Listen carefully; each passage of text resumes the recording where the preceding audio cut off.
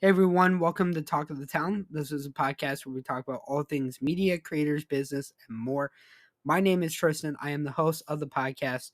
And if you are brand new to listening to the podcast, thank you for tuning in. And if you're coming back from previous episodes, thank you for returning to the new episodes of the podcast. Now, in this episode, we're going to be talking about some really unfortunate news that happened earlier this week. It seemed like this week was really bad for a lot of different things, but especially in the gaming space, we got the unfortunate news that the digital network known as G4 was going to be shutting down and is no longer operating. And that's kind of crazy to say as someone who has been a fan of the original iteration of G4 and especially the relaunch of it, less than a year ago. It's kind of saddening to see this chapter of G4 and most likely the final chapter of G4 come to a close. And I want to talk about, really what was G4 for those that don't know what it was, and also why this was shut down and what this means for gaming fans all across, the globe, really. So, first off, for those that don't know what G4 was a television and digital network that primarily focused on creating or showcasing content around video games. And they did a lot of really cool, amazing things over time with this, network, right?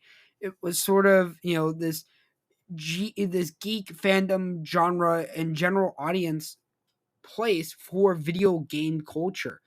And it was something that people really loved, right? It was something that just a lot of well-known people were hosts of the G4, and even when they came back, I mean, we're talking people, for instance, like Code Miko, Austin Show, Kasim G, Austin Creed, even people like Golden Boy and Ron Funches. So many amazing people were part of the relaunch of G4. And even way back in the day, there was so many amazing people as well that were involved in so many amazing projects like Attack of the Show or Fresh Ink or Proving Ground or all sorts of things.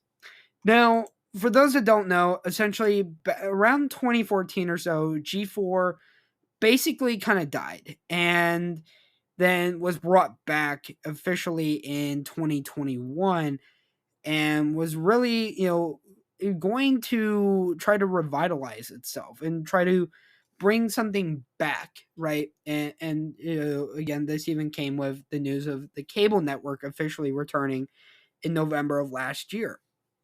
And, G4 being ran by Comcast, this was seen as a very promising thing. Unfortunately, though, it has been revealed that ultimately G4, like I've mentioned in the intro, is being shut down. And there's actually been a statement made by Comcast Spectacor chairman Dave Scott about why this happened. And very simply, what he said is this: over the past several months, we worked hard to generate interest in G4, but viewership is low and the network has not achieved sustainable financial results. This is certainly not what we hoped for, and as a result, we have made the very difficult decision to discontinue G4's operations effective immediately. I know this is disappointing news, and I'm disappointing too. I want to thank you and everyone on the G4 team for the hard work and commitment to the network. Now, one thing to keep in mind too is that G4's closure was really a surprise for a lot of people, right? The gaming community as a whole, like I know a lot of people were shocked on Twitter and so forth when they heard about this news. But also there were a lot of people that worked on G4 who didn't find out about it through the statement made. It was people like Gerard the Completionist who found out through Twitter, and the same with people like Wario64, Golden Boy, who was actually in like active negotiations for a new contract with G4 at the time all this was coming out, and so many other people as well basically found out again that this was going to be happening. Now, let's talk about why this is happening, right? Essentially, you have to understand that right now, so many tech and media ventures centered on gaming have really had a rocky time right now. For instance, Facebook is shutting down its gaming app, Google is winding down Stadia. You also have to look at Ven, right, which is sort of being billed as like the MTV of video games by a lot of people, has also just went bust. So it makes sense why, this sort of trend is happening in the industry, and why, Comcast, rather than sticking out for the long hold of things, is, saying, does it make sense right now to cancel the network and, shut things down, rather than getting to a point where it can't be redeemable at all, right? And I think that by making this decision, although it sucks for the gaming community, it makes sense from a business decision. And, ultimately, that's the thing I feel like a lot of people have to remain, understanding of, and so forth. Now, what does this mean for the gaming space, for online content around video games and everything? Personally, I don't know.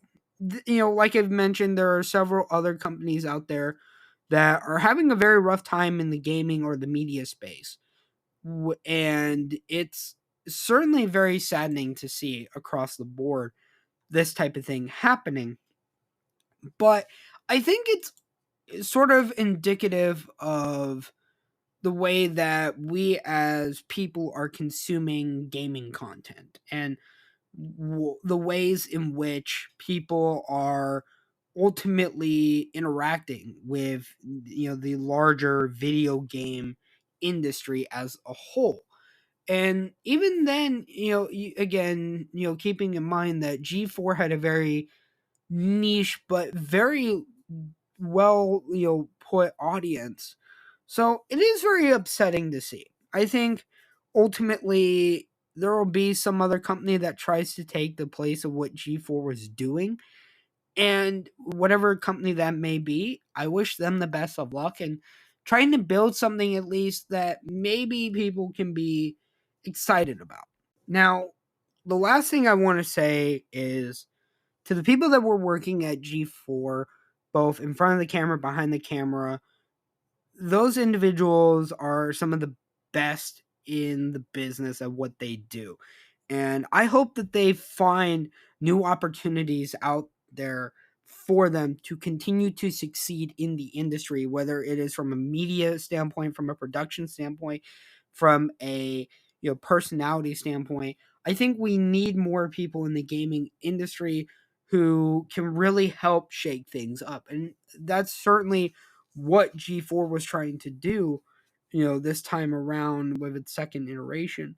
But ultimately, again, business is business. And while it sucks to see another gaming brand go, it ultimately is understandable when you look at it again from a business standpoint. So before we wrap up this episode, I also want to say that I want to get your guys' thoughts on this and what this means for gaming and content and what the future holds, right?